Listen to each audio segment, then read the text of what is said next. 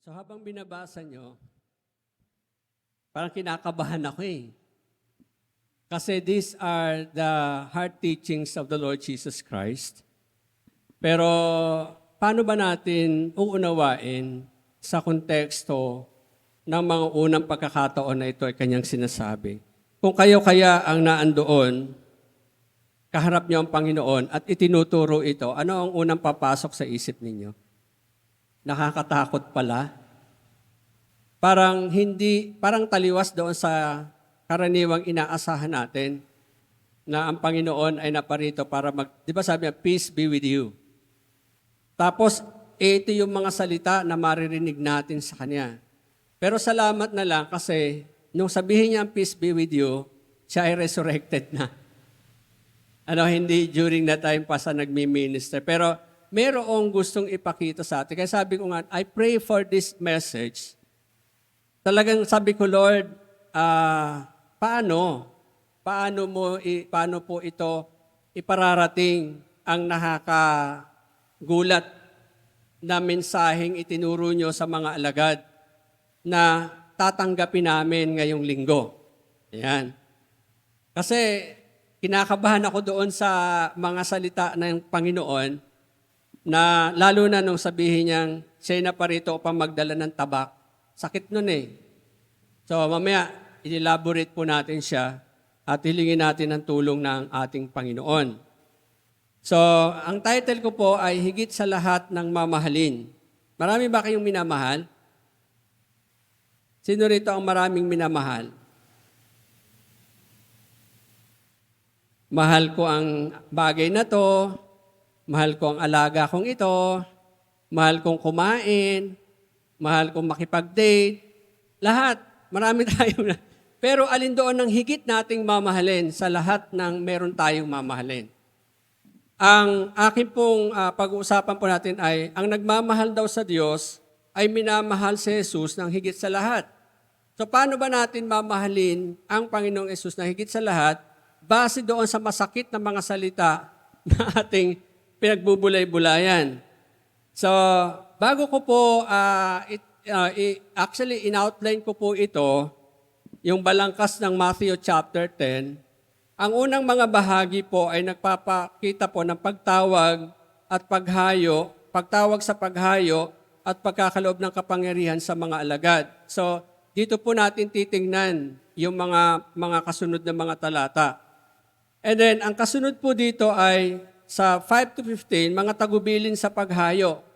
Sabi diyan, kinuha ko lang yung verse 5, pero medyo may mga kasunod pa siyang nakakatakot din na sinabi.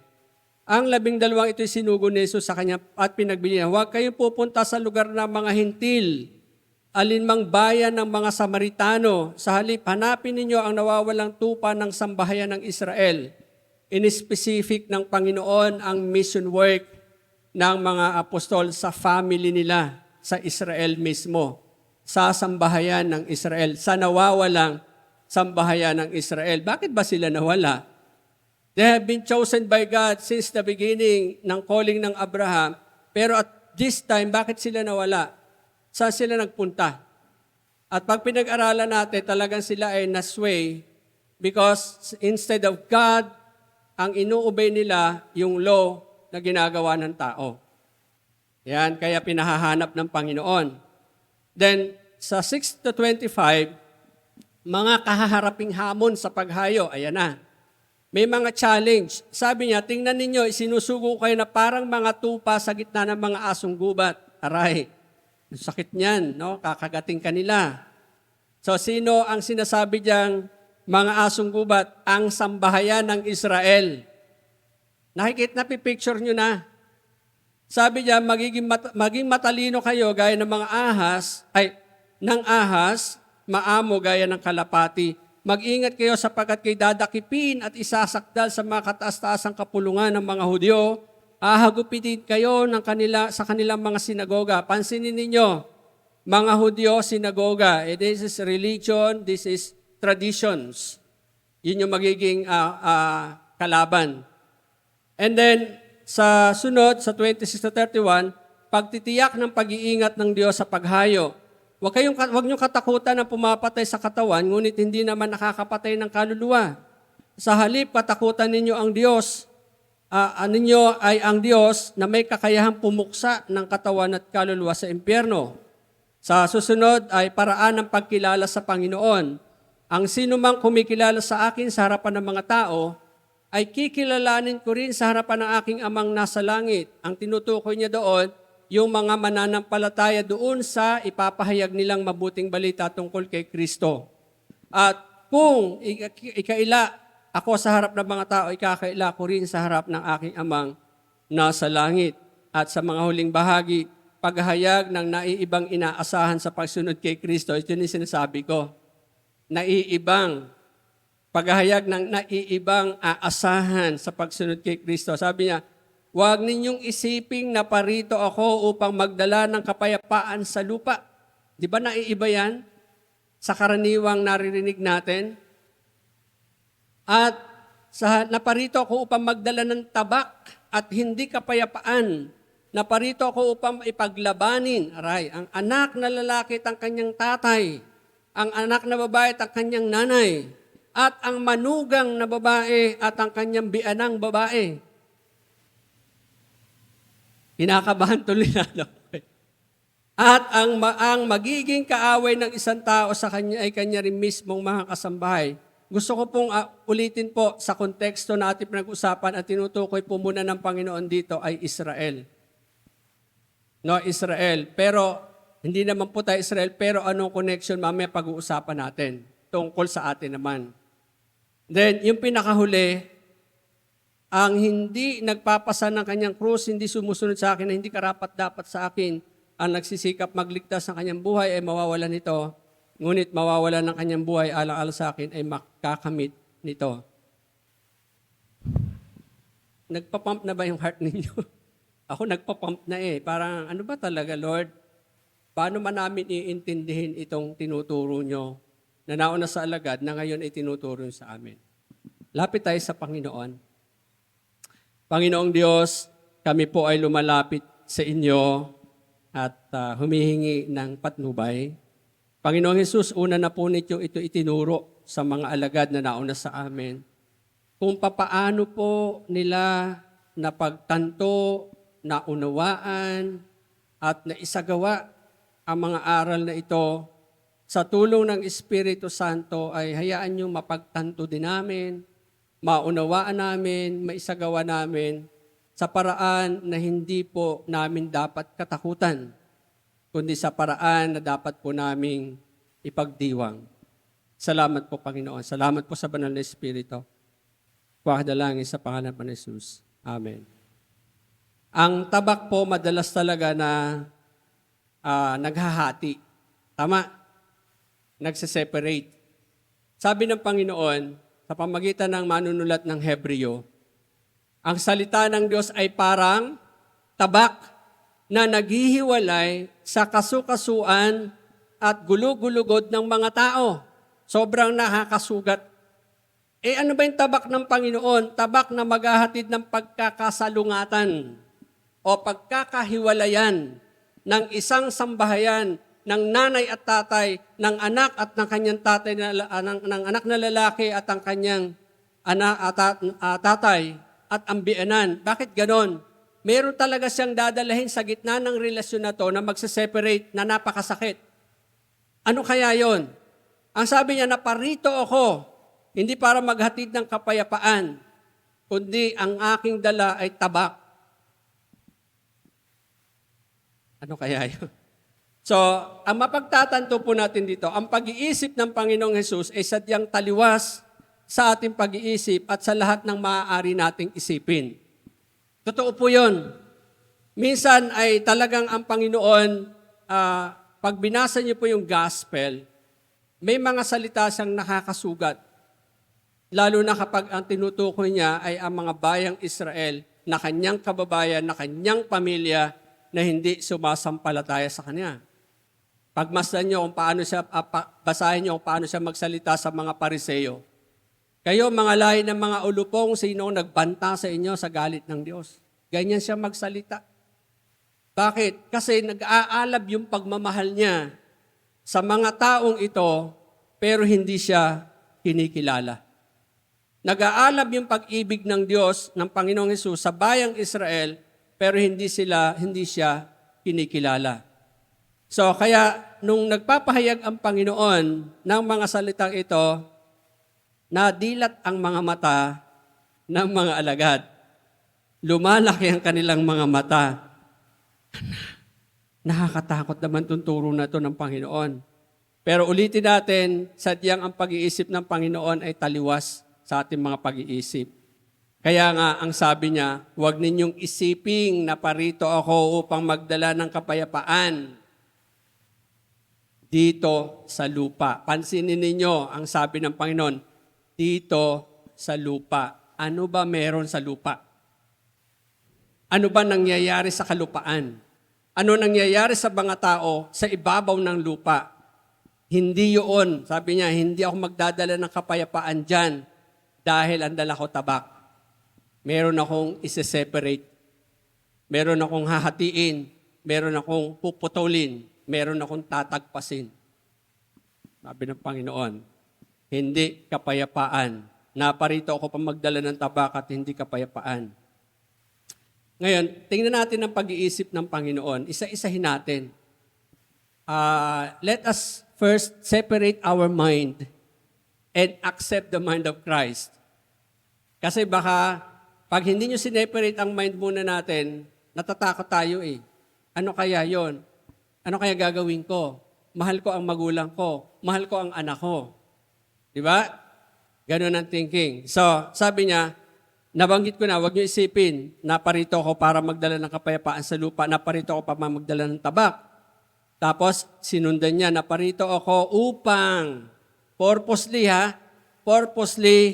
paglabanin ang anak na lalaki at ang kanyang ama. Anak, naglalaban na pa tayo. Tanungin natin, mga anak natin. Anak na babae at ang kanyang ina. Ang manugang na babae at ang kanyang bianang babae at ang magiging kaaway ng isang tao ay ang kanya na rin mismong kasambahay. Kaya pala napakahirap mag-share ng gospel sa loob ng tahanan. Kasi mayroong ganito na katotohanan. Mayroong bagay na itinuro na ang Panginoon ahead of us. That's why it is hard for us to bring the gospel to our home. Kasi meron palang tabak na dadalhin sa gitna ng bahay. Meron palang masusugatan. Meron maghihiwalay, may matatagpas. Kaya masakit. Pero mga kapatid, lagay uli natin sa pag-iisip ng Panginoon, ang umiibig sa kanyang ama o ina ng higit sa akin, hindi karapat-dapat sa akin. Gusto ko ipaunawa ang salitang higit sa akin. Hindi sinabi dyan ng Panginoon na hindi natin mahalin ang ating mga magulang. Inutos niya na igalang sila. Pag malasakitan sila, mahalin sila. Pero kung hihigit pa ang pagmamahal na yon sa Panginoon, hindi tayo karapat-dapat sa Kanya. Ganon din sa anak. Pareho din. Kung ang anak natin ay sa pakiramdam natin, masigit nating minamahal sa Panginoon, hindi tayo karapat-dapat sa Kanya. Ang hindi nagpapasa ng kanyang krus, hindi sumusunod sa akin, hindi karapat-dapat sa akin. Paulit-ulit niya sinasabi ang salitang karapat-dapat sa akin.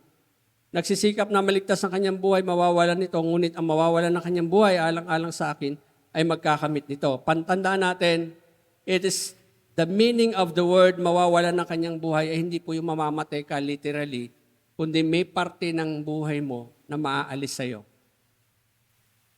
Na ini-embrace mo, niyayakap mo, pinapamuhay mo, mamamatay yon alang-alang sa Panginoon. Kung tayo handang mamatay para doon, karapat-dapat tayo sa Panginoon.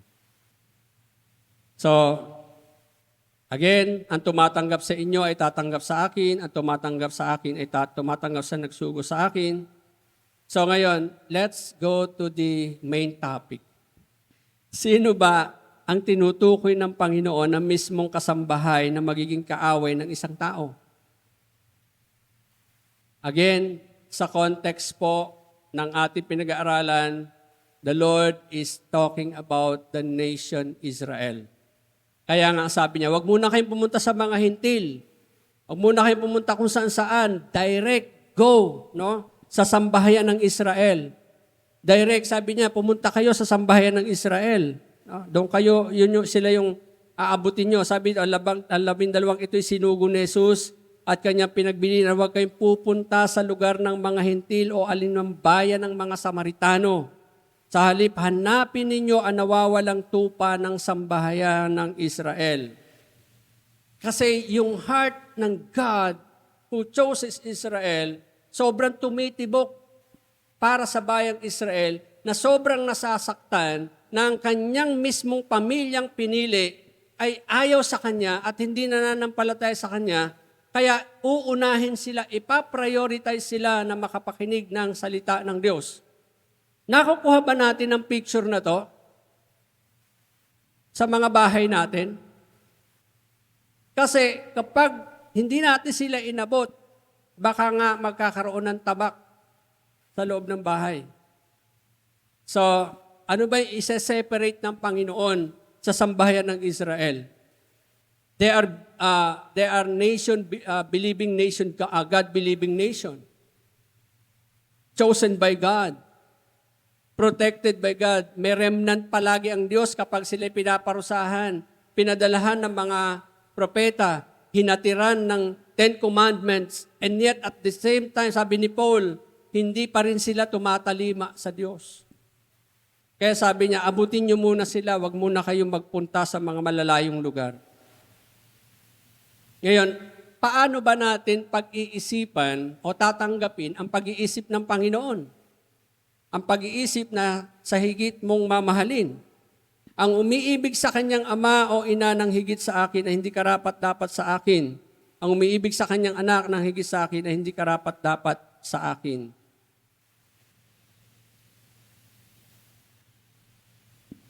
Ano ba ang ibig sabihin ng umiibig? Dapat maintindihan natin yan. Ang pagmamahal po natin ay inalalagak natin ang ating mga priorities. Naglalaan tayo ng oras, naglalaan tayo ng resources, nagbibigay tayo ng lakas, gumagawa tayo ng effort para doon sa minamahal natin. Kamusta pagdating sa Panginoon? Kamusta pagdating sa Panginoon? No? So, let's go this. Kasi gusto ko maintindihan natin na ang pag-iisip ng higit mong mamahalin ay meron tayong pagpipilian. Ang ama at ina at si Jesus, ang anak at si Jesus. So, makikita nyo may dalawang side. The side of the parent and the children, and the side of the Lord Jesus Christ. Which side you will choose? So, hindi po direkta na itinuturo ng Panginoon na talikuran natin ang ating mga magulang. Hindi po itinuturo ng Panginoon na kalimutan sila. Hindi mahalin. Dapat nga pong ipakita natin ang pagmamahal sa kanila. Pero kung ang magulang ay meron ng hinahati sa ating relasyon sa Panginoon, then you have to choose Jesus. Ano-ano yung mga bagay na sa side na dapat tayo ay sa Panginoon? Ano yung mga bagay na ito na dapat tayo ay sa side ng Panginoon? Kasi may dalawa lang naman tayo pagpipilian. Ang ating mga anak, ang ating asawa, o ating mga magulang, at ang ating Panginoong Hesus. Alin ang nagiging kahigitan ng pagmamahal sa magulang o anak na hihigit pa sa pagmamahal kay Jesus? Have we asked this question? Alin ang nagiging kahigitan ng pagmamahal sa magulang o anak na hihigit pa sa pagmamahal kay Jesus? Una, ang pagkakahiwalayan ay sa relasyon. Relasyon kay Jesus laban sa pag-ibig sa sanlibutan. So dito tayo ihihiwalay ng Panginoon. Ang bahay, ang tahanan, ano ba ang kadalasan na galawan ng mga hindi Kristiyano sa loob ng tahanan? Kanya-kanya. Kanya-kanyang gimmick. Di ba? Kanya-kanyang diskarte. Pakiramdaman. Walang pagtutulungan.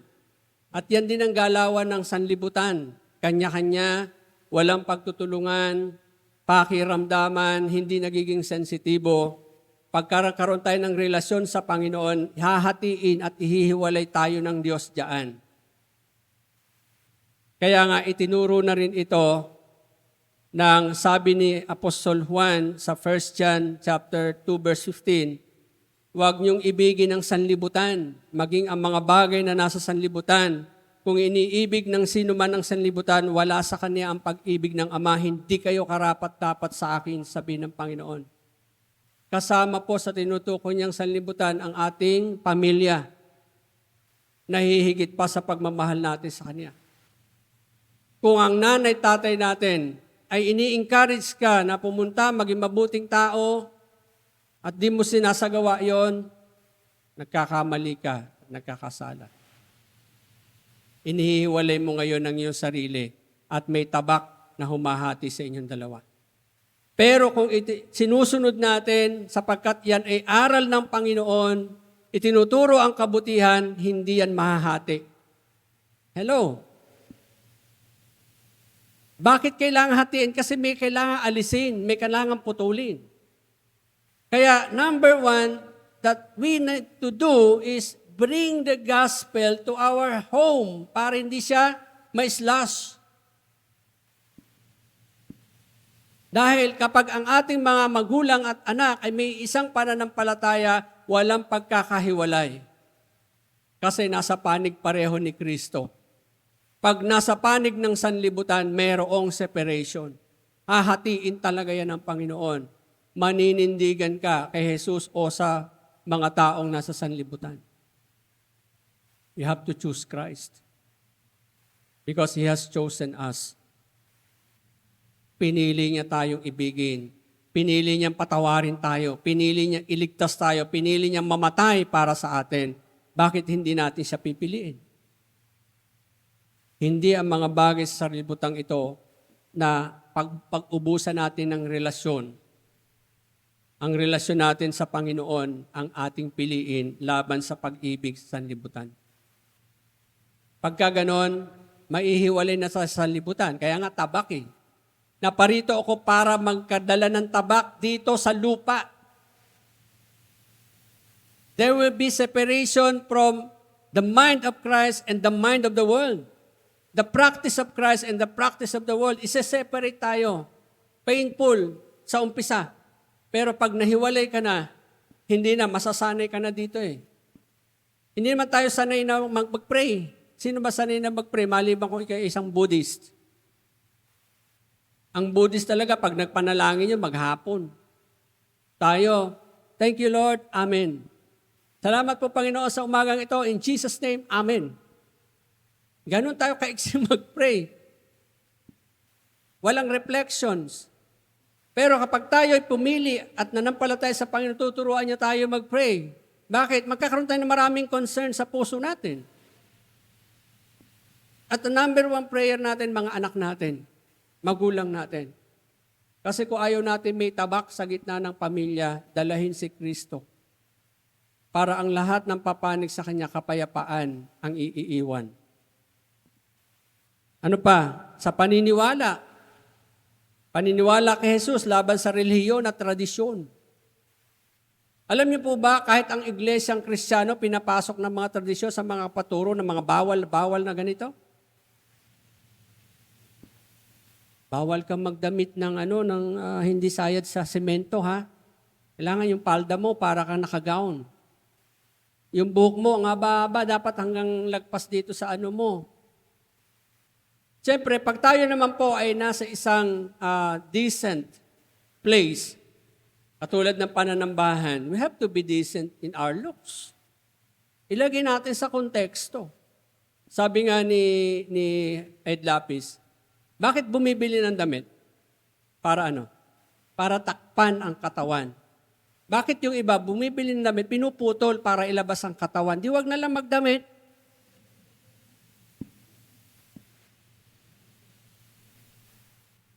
Kaya nga, bakit? Para matanggal, maalis yung maalis yung gawang kahihiyan ng kahubaran. Kasi marami idinudulot ang kahubaran sa tao, sa kaisipan ng maraming tao. So, hindi tayo naglalagay ng ruling sa pananamit na ganito, pero tingnan mo ang sarili mo. Kung pupunta ka sa graduation, naka-short ka ba? Ang mga sundalo, hindi pwedeng pumunta sa opisina nang hindi nakasuot ng uniforming pang-opisina. Kapag sila naman ay nasa gyera, hindi naman pwedeng pang-opisina ang suot. Kailangan yung tactical clothes nila, ang dala-dala nila. Lahat ibinabagay. Kung ang Diyos, pupuntahan natin banal na Diyos, wag naman nakalabas ang pusod. Kasi sisikmurain kayo, mamaya paglabas nyo dyan, meron ng kasi nahanginan ang tiyan. Di ba? Wala tayong ganun, pero tayo na. So, ano pa? Napakarami ang relihiyon nagtuturo na dapat ganito ang gawin mo, katulad ngayon. Pagdating ng Monday, ngayon po, ang daming nadaan na kaya na-traffic kami dahil kawawa na mga niyog ngayon, natalbusan ng lahat ang mga niyog. Ganyan. Tapos babasbasan, lalagay sa pintuan, kontra sa masasamang espiritu. Alam niyo po ba tayo ay kontra sa masamang espiritu? Hindi tayo pwede lapitan ng masamang espiritu. Bakit? Nasa atin ang banal na espiritu. So, hindi na kailangan may dala kang dahon. Ang history kasi noon, talagang sa Israel, pagka mayroon silang kinikilalang king na galing sa tagumpay, kumuha sila ng mga dahon ng palmera. Winawagawin, tapos naglalatag pa sila ng mga carpet sa dadaanan na nakasakay doon sa kabayo or asno. At winawagay nila, Hosanna, Hosanna World Mission Church. Ay, Hosanna in the highest. Di ba? Tapos ilalahagis nila yun doon. Yung kanila hindi inihahagis. Ang ginagawa, binabasban, nilalagay sa pintuan, pangontra sa masasamang espiritu, sa lahat ng kamalasan. Anong kinalaman nun? Di ba? So, at yung sigaw nilang Hosanna, after 3 days, crucify Him. Sila yung sumigaw din na ipako siya sa krus. Dahil akala nila ang pagparito ng Panginoon ay maghahari siya bilang hari na lalabanan ng gobyerno ng Roma. Kaya parang frustrated sila. So, pwede rin nila maranasan yon. Kala ko nilagay ko na doon, ba't tinatnan pa rin kami ng kamalasan? Nagbukas ka ng pinto sa kamalasan Yan yung mga bagay na ihihiwalay tayo ng Panginoon. Sa pamilya, ganyan din. Ang daming paniniwala sa bahay. Pagkatas kumain ng anak, iikutin yung plato. Bakit nanay? Para makabalik ka mamaya. Naku, may dumaang pusang itim, huwag kang tumuloy. Bakit? May mamamatay. Nalaglag si kutsara, tinidor, may bisita tayong lalaki. Ganun, daming paniniwala na hindi naman talaga nagdadala sa atin na ihihiwalay tayo sa mga ganun, sa paniniwala sa mga rebulto. Ihihiwalay tayo. Kung ang pamilya natin ay buong-buo yung puso niya doon, magkakaroon ng tabak sa gitna. Sino ngayon ang pipiliin mo pag nahati na? Sa kanino ka papanig? Kapag pinanigan mo to, minamahal mo sila ng higit kay Kristo. Ano pa yung mga bagay na gusto ng Panginoon na tayo ay papasok sa isang paghihiwalayan? Pamumuhay. Sa pamumuhay, para kay Jesus laban sa takbo ng sanlibutan. Sinasabi ko sa inyo, mamuhay kayo ayon sa Espiritu at hindi ninyo pagbibigyan ang mga pagnanasa ng laman. Sapagkat ang mga pagnanasa ng laman ay laban sa kagustuhan ng Espiritu at ang kagustuhan ng Espiritu ay laban sa mga pagnanasa ng laman. Magkalaban ang dalawang ito, kaya't pipigilan kayo sa paggawa ng nais ninyong gawin. Kung pinapatnubayan kayo ng Espiritu, wala na kayo sa ilalim ng kautusan. Ano-ano ba yung mga common practice sa bahay? Anak, sabi mo kay Bombay, wala ako ha. Turuan magsinungaling ang bata. Wala daw po si nanay dito. Bakit daw? Sabi niya po, wala siya eh. Bisto tuloy. Ano pa? Competition sa loob ng bahay. Bakit si kuya mo ang galing-galing sa math, ikaw? Boplax. Bakit si napakamasunurin ikaw palasaway? So lagi-laging ganoon ang takbuhan. Pag tayo na kay Kristo, hindi na dapat yun ang maririnig.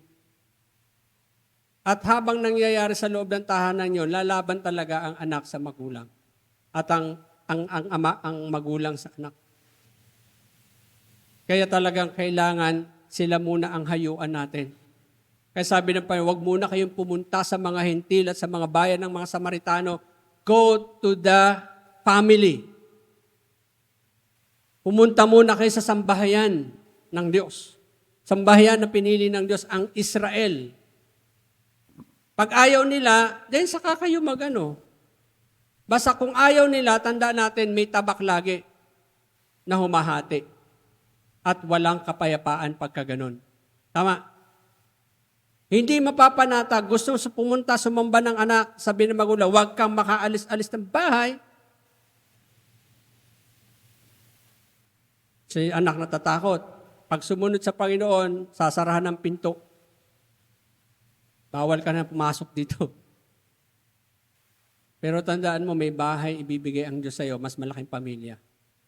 Sino yon? Tayo po. Ang pamilya ng Diyos. Pero hindi mo sila tinakwil.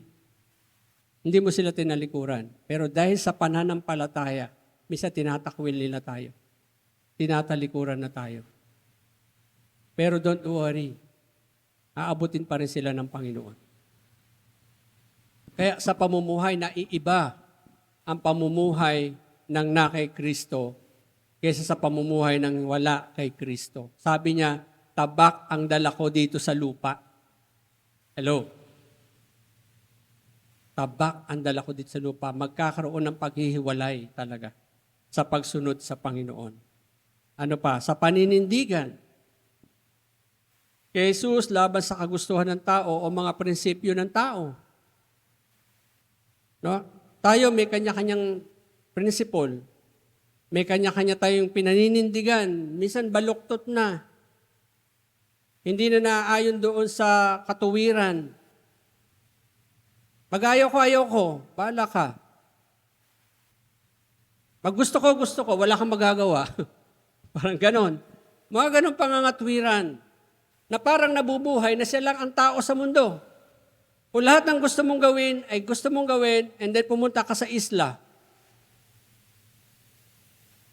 Kahit magtatalon ka doon, tanggalin mo kasuotan mo, walang mangingialam sa'yo. Pero hanggat may kasama kang tao, you need to reconsider this person.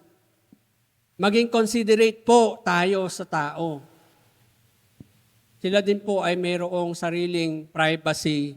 May sarili din kanilang dapat ginagalang natin yun. So kung ang paninindigan natin ay kumukontra sa paninindigan ng Panginoon, ano ba paninindigan ng Panginoon? Huwag mong ituring ang sarili mo na nakakahigit sa iba. Sa halip, ituring mong iba na mas nakakahigit sa iyo. Magpapakumbaba ka. Magpatawad ka. Yan ang mga prinsipyo ng Panginoon. Nasa libutan, huwag ka magpatawad, nasaktan ka. Dapat lang gumanti ka. Huwag mo silang mahalin kasi hindi ka naman niya mahal. Huwag mo silang sundin kasi hindi ka naman niya pinoprovide ng pangailangan mo. Lagi ka nalang kinakagalitan. Magalit ka rin sa kanila. Yan ang sinasabi ng sanlibutan. Pero ang sabi ng Panginoon, magpakumbaba, magmahal, magpatawad, umunawa. Magkaiba, di ba? Talagang tabak yon. Nahihahati doon sa para ihiwalay tayo at separate tayo. Magbigay tayo ng pagmamahal, pag-unawa, pagkilala, paggalang. Yan po sinasabi niya. Ito pa sabi ng Panginoon, ay ni Apostol Pablo. Hindi ko ikinahihiya ang magandang balita sapagkat ito ang kapangyarihan ng Diyos para sa kaligtasan ng bawat sumasampalataya. Una sa mga Hudyo, gayon din sa mga Griego. So saan tayo naninindigan? Kay Kristo? Panindigan natin, huwag natin ikahiya ang mabuting balita. Bakit? Yan po ang mag-aayos ng sambahayan. Si Jesucristo kapag nasa gitna, pareho kayo, ang anak nyo nakapanig kay Kristo, ang asawa nakapanig kay Kristo, ang manugang, ang biyanan magkapanig kay Kristo, bagaman may conflict, pero hindi nahahati. Hindi nadi-divide. Magtataka ka, ang isang mag-asawa, isa'y Kristiyano, isa'y hindi, pagdating ng Sunday, naisan ako sasama. Kay tatay ba? Pag sila naman naando, kung ano pinaggagawa nila. Tay, kanina ako sasama, kay nanay ba? Pero pag pareho kayo na kay Kristo, wala nang tanungan. Tara na, sasamba tayo sa ating Panginoon. Sama-sama. Diba? Kaya nga, sa mga binata at dalaga, pinauna na ng Panginoon yan eh. Si Apostol Pablo, sabi niya, huwag kayo makikipamatok sa mga hindi ka pananampalataya dahil mayroon at mayroong paghihiwalayan at mayroong mahihirapan. It's either you, lalayo ka sa Panginoon, or mabuting madala mo siya sa Panginoon. Pero kadalasan, nagkakaroon ng conflict, yung mananampalataya na apektuhan. Bakit? Kasi sinaway na agad natin ng Panginoon sa una pa lang.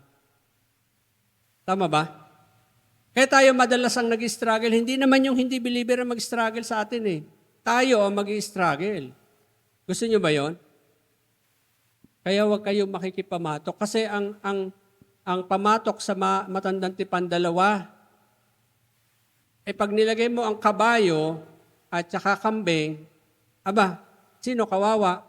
Si kabayo. Hindi mo makaabot yung kambing. O kung baka at kalabaw, sasabihin ng kalabaw, hinay-hinay lang. Sabi ni baka, oy, bilisan mo naman pagkabagal-bagal mo. I-logic natin yan. Bakit yun ang sabi ni Paul? Kung parehong baka-baka, pareho ang galawan, pareho ang itsura, at hindi magiging mahirap ang pag-aararo. Hindi magiging mahirap ang buhay kung kayo parehong Kristiyano kahit maraming challenge. Kasi si Kristo ang nasa gitna. Kaya mga kapatid, yun yung isang hamon po sa atin. Kamusta ang pamumuhay natin sa loob ng tahanan? Mukha ba siyang may tabak? Mukha ba siyang nahihiwalay? Kung tayo nahihiwalay dahil sa paninindigan natin kay Kristo, go. Because we are worthy of Christ. Di ba? Ang nagmamahal ng higit sa Kanya ay hindi karapat-dapat. So kung minamahal natin ng Panginoon, despite na mayroong tabak sa gitna dahil ang ating mga mahal sa buhay ay hindi pananampalataya, then go for Christ. Ipakita si Kristo. Huwag labanan, ipakita si Kristo. Huwag magrebelde, ipakita si Kristo. Alam niyo po, may isang mananampalataya na naakay niya ang kanyang nanay, tatay, dahil hindi nagpupumilit pumunta sa fellowship. Hindi na pupumilit sumimba. Alam mo ginagawa niya? Bago siya aalis ng bahay, sinisikap niyang maayos ang bahay. Wala nang dahilan si nanay para hindi ka payagan. O sige na anak, tapos naman eh. Paano? Ma, may fellowship kami. Iwanan lahat ang lababo, hinakain na ng mga ipis. Sa palagay nyo, tama bang gospel ang napasok sa isip nila? Ganyan ba natututunan nyo sa simbahan, burara? So, hindi natin sila maakay. Pero kung pinapakita natin, dinedemonstrate natin na naiba yung pamumuhay natin, hindi na tayo katulad ng ganito, abay sila maaakay din. Ako, nanay ko lang ang nagdala sa akin, hindi man siya nag-direct lang sinabi. Pero I see a change in her life. Napakalaki na nakita kong pagbabago sa kanya. Nagkaroon ako ng curiosity, bakit kaya nabago si nanay? Ako meron. Ang alam ko lang, umaattend siya ng Bible study dito sa bahay. So kaya sabi niya, anak, punta ka sa fellowship. Tuwang-tuwa ako kasi noon ko pa gusto umattend ng fellowship. Inadlangan niya lang ako dati. Ganon. Kaya pagka ganoon, huwag nating kontrahin, huwag natin ipagpumilit, sundin natin sila alang-alang sa Panginoon. Ipakita natin si Kristo sa buhay nila. Kasi pag kinontra natin, pinilit natin na ganito, hindi ka mawawalan ng kaligtasan kapag ikaw hindi naka-attend ng fellowship. Pero kung yun ang magiging dahilan para ang nanay at tatay may mahadlangan sa pagkilala sa Panginoon, mas magandang huwag ka umattend ng fellowship. Be practical. Pero kung laging-laging ganon, ikaw din naman magsasuffer. Kaya nga, gawa natin ng paraan paano sila maiingganyan na makakilala sa Panginoon sa lifestyle natin. Kasi inihiwalay na nga tayo sa pamumuhay. Inihiwalay na tayo sa character. Inihiwalay na tayo sa pag-uugali. Kung pareho lang ang nakikita nila ugali, walang paghiwalay. Hindi dumadating yung tabak na dala ng Panginoon. No? Saan pa po? Tayo, sa pagtitiwala, laban sa sarili. Madalas tayo nagtitiwala sa sarili. Kaya ko to. Bagaman meron tayong mga naririnig ng mga inspirational, no? Go! Kaya mo yan! Acha! Sabi mo, Koreano. Acha! Fighting! Fighting! Gapang na, fighting pa. Pag napagod, upo. Pag napapagapang, sige lang, crawl. Asa wag ka lang mag-stay doon sa lugar kung saan ka mag-stay. You have to go and Wag natin yung sarili natin. Di ba yung Proverbs 3:5 nung nakaraang Sunday preaching ko? Naalala niyo po ba yung preaching ko? Sino nakakaalala? And Proverbs 3:5, do not lean on your own understanding kasi ang understanding natin kapos. Instead, trust. Umupo ka sa mga pangako ng Diyos, sa mga pagkilos niya. Upuan natin yung salita ng Diyos at ang kanyang kamay na nagsabi sa ating hindi tayo pababayaan. So kahit nangyayari ang mga ganito, hindi tayo pababayaan ng Panginoon. Huwag ninyong ibigin, hindi pala, nagkamali ako ng verse, hindi ko na nila. Ayan. So saan ang dapat na kahihigit ang pagmamahal kay Jesus nang hihigit sa pagmamahal sa magulang o anak? Or biyenan, or manugang. Ayan. Saan daw? Una, sa pag-ibig. Ang pagkakahigitan kay Jesus ay sa pag-ibig natin sa Kanya. Ano ang binanggit ko kanina? Pag nagmamahal ang tao, ano ang ginagawa niya? Effort. Nag-e-excel siya ng effort. Gumagawa siya ng mga kaparaanan para ipadama yung pagmamahal na yon. Alam niyo, ang Panginoon, lahat na ginawa niya. Iniwan niya ang trono ng upuan ng anak ng Diyos. Langit, glory, para magkatawang tao at mamuhay na parang alipin. Hindi na nga siya pinanganak sa the aircon na hospital or banig man lang na nasa papag. Saan siya pinanganak? Sa sabsaban, dayaming pakainan ng mga hayop. Nagkatawang tao para husgahan ng tao. Yan, sumasama yan sa mga masasamang tao, kumakain sa mga matatakaw. Ganun sabi ng mga Pharisee. Pero bakit niya ginagawa yon? To reach them and bring them into the kingdom of God. Hindi naman ginagawa ng Panginoon yung ginagawa ng mga taong yun eh. Sila lang nagbibintang sa Kanya. Bakit niya ginawa yon? Out of love. Out of obedience to the will of the Father. So, kamusta? Sa family. Kapag ang asawa, anak, nanay, tatay, ay inilalayo ka sa pananampalataya, sino pipiliin mo? Si Kristo. Yes, it will separate you from them. Bakit? Ihiwalay kayo sa pamumuhay na hindi niloloob ng Panginoon. Pero dapat makita yung pagkakahiwalay na yon. Kasi pag may nakikita sila, gugustuhin nilang lumipat. Hello? Parang masaya dyan. Dyan na lang ako. Ganon. So, hindi ibig sabihin po ng mga turo na to ng Panginoon, ang salitang umiibig dyan ay tama lang ipakita sa magulang. Pero ang may word kasi doon, nang higit sa akin.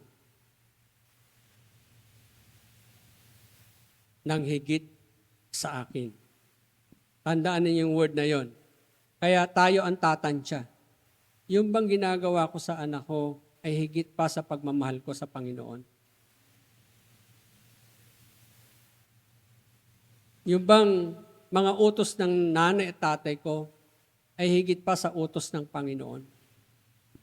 Kung lumalabag sa utos ng Panginoon, piliin natin ang Panginoon para maging karapat-dapat tayo sa Kanya. Saan pa pinapakita ng Diyos?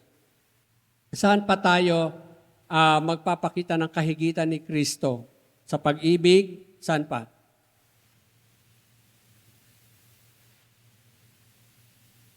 Yung aking tablet ay gusto niya magpahinga.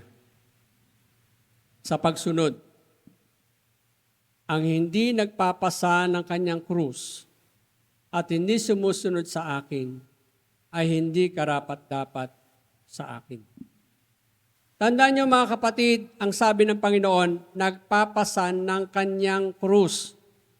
Hindi sinabi ng Panginoon, ng aking krus.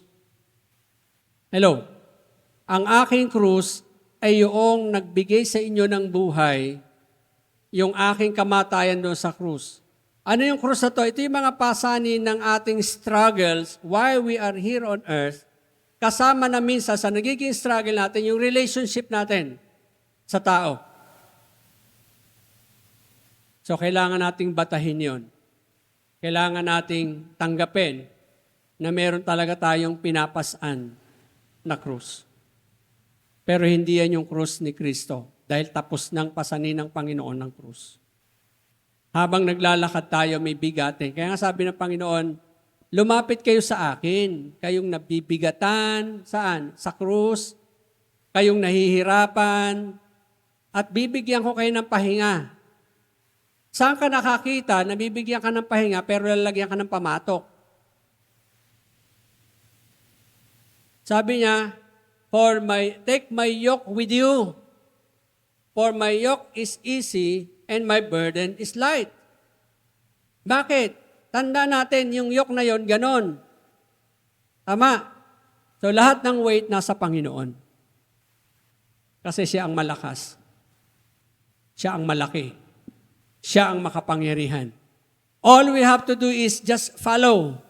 Kasi pag pinilit mong humiwalay doon sa lalakaran niya, masasaktan ang leeg natin. Baka mabali pa. All we have to do is allow Him to direct our paths, our ways. Lumakad tayo sa direksyon niya, hindi tayo masasaktan. Kaya nga, yun yung challenge sa atin mga kapatid. Na tayo ay sumunod sa Kanya. Sumunod. Ang sumusunod at nagpapasa ng krus ay karapat-dapat sa akin. Saan pa po dapat nakakahigit si Jesus kumpara sa pag-ibig natin kanino man? Sa pamumuhay. Sa pamumuhay na dapat ay nakikita. Sabi rito, ang nagsisikap maligtas ang kanyang buhay ay mawawalan nito. Ngunit ang mawalan ng kanyang buhay alang-alang sa akin ay makakamit ito. Ulitin ko. Pag tayo naging Kristiyano, maraming mawawala po sa atin. Ano po yun? Yung ini-enjoy natin party-party, gimmick dito, gimmick doon, mamamatay yan. Mawawala yan. Yung mga prinsipyo na baluktot, mawawala yan. Buhay natin yun eh. Doon tayo nabubuhay sa mga prinsipyong yun, di ba? Yung lahat ng gusto natin, doon tayo nabubuhay sa mga gusto natin. Ano pa? Lahat ng mga bagay na gusto natin makamit, doon tayo nabubuhay, doon tayo nagsisikap. Sabi niya, ngunit ang mawalan ng kanyang buhay alang-alang sa ay makakamit ito. Bakit? Ang ipapalit ng Panginoon ay isang buhay na ganap at kasiyasya. Ang ganda ng promise ng Panginoon. In Him was life, and that life is the light of all men. Magkakaroon tayo ng ilaw dahil ang buhay na tinanggap natin sa Kanya ay buhay na galing sa liwanag. Buhay na naiiba sa sanlibutan. Buhay na hindi tinutularan ng mga tao na lumalakad sa kamalian. Separate na. Hiwalay na. Kaya nga tabak. At sabi niya, mag-ingat kayo para kayong isinusugo ko sa mga asong gubat na tupa. Bakit? Tayo rin po. Pag naiba na yung buhay natin dahil na kay Kristo tayo, marami na tayong persecutor. At ang madalas nagpe-persecute sa atin, sino? Household. Na hindi nakakakilala sa Panginoon. Kaya, ang primary objective natin, mahalin ang Panginoon by bringing the gospel to our household. Mahalin ang Panginoon sa pagdadala ng mabuting balita sa Panginoon. Share ko lang po, nung maliliit pa, si Chet, si Jimuel, si Omri, maliliit pa po yan, sinisiran ko na ng gospel talaga. Maalala ko noon si Jethro, he was 6 years old that time. Nakahiga kami, anak, alam mo ba, mahal ka ni Jesus. Bakit po? Kasi namatay siya sa ating mga kasalanan. Yung tayo, paparusahan, parang papaluin ka, ganyan. Mamaya napatak na luha niya. Bakit anak? Namatay pala si Jesus para sa akin. So, nag-pray kami, ganun din si Jimuel, si Omri. At alam niyo po ba, kahit baby, meron na yung hearing. Ang sabi ng Bible, pag napakinggan ang mabuting balita sa sangkatauhan, babalik na siya. Hindi sinabi doon maging Kristiyano ang lahat ng tao, kundi maibahagi ang mabuting balita. Kaya kahit baby yan, kausapin nyo ng gospel. Bahagi, hindi man sila mag-respond, pero meron at merong maririnig sila at i-allow na lang natin ng Holy Spirit sa kanila kung paano. Later on, paglaki nila, maintindihan nila yun. Yan. Sa pamumuhay, kamusta po ang pamumuhay natin? Hiwalay ba? Tinagpas ba talaga ng Panginoon ang mga dapat tagpasin sa pag-uugali natin, sa prinsipyo natin, sa pamumuhay natin, alang-alang kay Kristo, at nahiwalay tayo sa prinsipyo ng sanlibutan, sa prinsipyo ng pamumuhay ng ating sambahayan? Kung magkagayon, congratulations! Bakit? Yun ang sabi ng Panginoon, sa pagparito niya, ganun ang mangyayari. Hindi kapayapaan sa lupa, pero kapayapaan sa iyo at sa langit, sa iyo at relasyon sa Panginoon. Wala ka talaga matatagpo ang peace on earth. Kadalasan, pag tinatanong ang mga kasali sa Miss Universe, anong iyong dream? Peace on earth.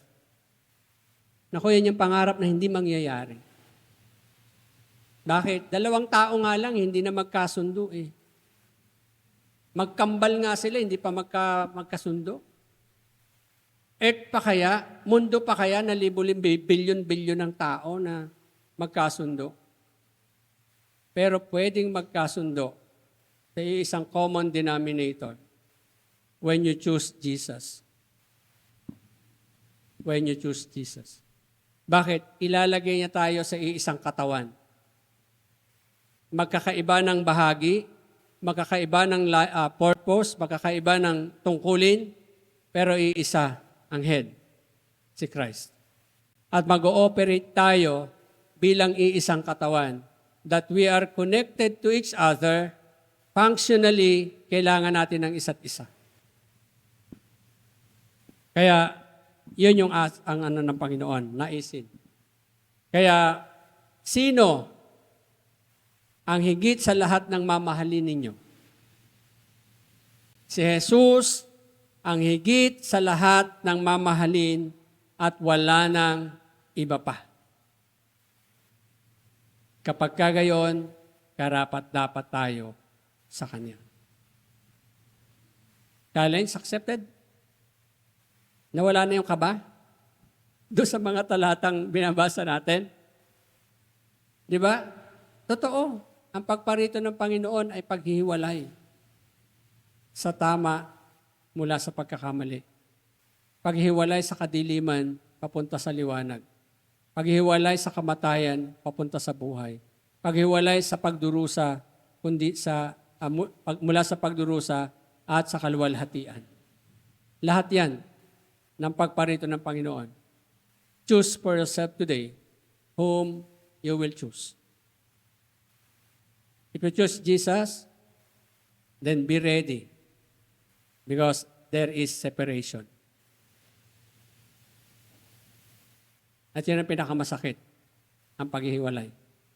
Ayoko humiwalay sa kasi gusto ko siya, pero hindi kagustuhan ng Panginoon. Sino pipiliin mo? Siya o ang Panginoon? Masakit.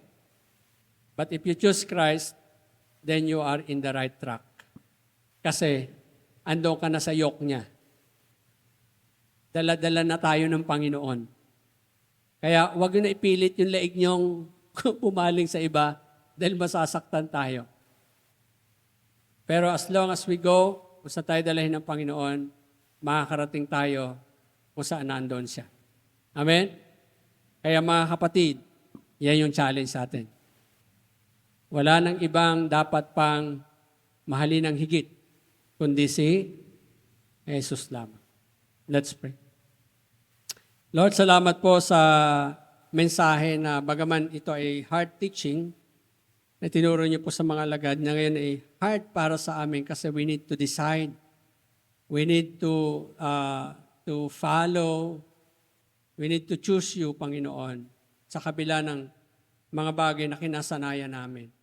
At salamat, Panginoon, sa biyayang tinanggap namin mula sa inyo, sapagkat ang mga salita ito ay magtuturo pa sa amin ng maraming katotohanan. Purihin po kayo. Ito mga dalangin sa pangalan ng Panginoon Jesus. Amen.